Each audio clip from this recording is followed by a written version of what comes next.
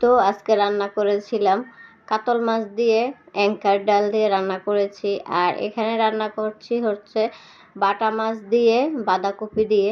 প্রথমবার রান্না করলাম বাঁধাকপি, আমরা তো ভাজি খাইছি কিন্তু মাছ দিয়ে রান্না করা খাই নাই, আজকে প্রথম রান্না করলাম। আসসালামু আলাইকুম, কেমন আছেন সবাই? আশা করি যে যেখান থেকে দেখছেন সবাই অনেক ভালো আছেন।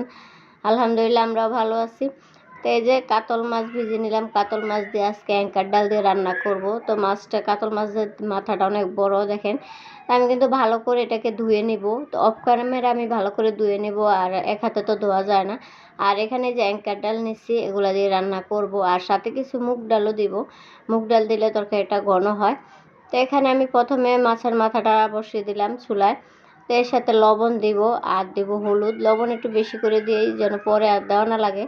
পরবর্তীতে কিন্তু আমার আবার দেওয়া লাগে, আমার কিন্তু 2-3 বার না দিলে হয় না লবণ। তো এখানে দিয়ে দিলাম হলুদ, লবণ, আর দিব একটু রসুন বাটা, আর দিব কাঁচামরিচ। তো এটাকে ভালো করে নেড়ে দিতেছি। যেহেতু কাতল মাছটা একটু বড়, তো একটা বড় পাতিলে দিছি, তারপরও মনে হইতেছে পাতিল ছোট হয়ে গেছে। এই যে কাঁচামরিচ দিয়ে দিলাম, আর বলক আসার পরে কিন্তু আমি ডালগুলো দিয়ে দিছি, সাথে কিছু মুগ ডালও দিছি যেন তরকারিটা ঘন হয় এজন্য। তো আমি এটাকে ভালো করে ডালগুলো ধুয়ে এর সাথে দিয়ে আমি এক পাতিল পানি দিয়ে বসিয়ে রাখলাম। আর এখানে বসাবো বাটা মাছ দিয়ে আজকে বাঁধাকপি দিয়ে রান্না করব। তো বাঁধাকপি আমি ভাজি খাইছি কিন্তু রান্না করা খাই নাই, মাংস দিয়ে খাইছি, গরু মাংস দিয়ে রান্না করাটা খাইছি, মজা লাগে। তা আজকে হচ্ছে বাটা মাছ দিয়ে রান্না করব। তো এখানে যে মশলা সব কষিয়ে আমি বাঁধাকপিটা দিয়ে দিলাম। তো এখন এটাকে কিন্তু ভাপ দেয় না, ভাজিগুলোতে আমরা ভাপ দিই আগে, কিন্তু রান্না করার সময় এটাকে ভাপ দেওয়া লাগে না, এভাবে কষিয়ে নিলে হয়। আর এখনকার বাঁধাকপি কেন জানি একটু মানে অন্যরকম একটা স্মেল আসে, বাজে স্মেল। আর সিজনাল বাঁধাকপি কিন্তু খেতে অনেক মজা, এখনকারগুলো অত বেশি মজা লাগে না খেতে, এখন তো সিজন না তাই। তো এখানে এই যে ডালটা আমি বাগার দিয়ে নিতেছি, ডালটা কিন্তু হয়ে গেছে। এখানে একটু জিরা বাটা দিয়ে দিলাম, পেঁয়াজটা যখন একটু বাদামি হয় একটু জিরা বাটা দিলে কিন্তু খেতে অনেক ভালো লাগে। এই যে দেখেন বাগার দেওয়া হয়ে গেছে, আর সাথে ধনিয়া পাতাও দিয়ে নিছি।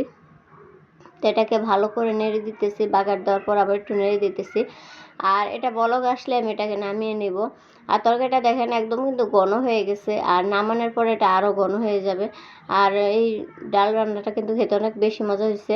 আর এখানে যে বাঁধাকপি কিন্তু কষিয়ে গেছে দেখছেন, বাঁধাকপির থেকেও ঝোল বের হয়েছে। তাই আমি এখন পানি দিব এর সাথে, যেহেতু কষানো হয়ে গেছে আর একটু পানি দেওয়া লাগবে কারণ মাছ দিব সাথে। মাছ এখন দিয়ে দিব। এই যে দেখেন মাছগুলো কিন্তু আমি ভাজি নাই, এমনিতে দিয়ে দিছি, আপনারা চাইলে ভেজে নিতে পারেন, ভেজে রান্না করলেও খেতে ভালো লাগবে। তো এখানে কিন্তু বাটা মাছগুলো দিয়ে আমি রেখে দিলাম। আর এই যে দেখেন ঝোল কিছুটা টেনে গেছে, তো ধনিয়া পাতা দিয়ে দিলাম, ধনিয়া পাতা দিয়ে আমি আরও ঝোল কমিয়ে নিব। তো ভিডিওটা কেমন লাগলো অবশ্যই কমেন্ট করে জানাবেন। আর যারা ইউটিউব থেকে দেখবেন তারা অবশ্যই ইউটিউব চ্যানেলটা সাবস্ক্রাইব করবেন, লাইক কমেন্ট করবেন। আর যারা ফেসবুক পেজ থেকে দেখবেন তারা অবশ্যই পেজটা ফলো করে সাথে থাকবেন, সব সময় এইভাবে ভালোবাসা দিয়ে যাবেন। সবাই ভালো থাকবেন, সুস্থ থাকবেন, আল্লাহ হাফেজ।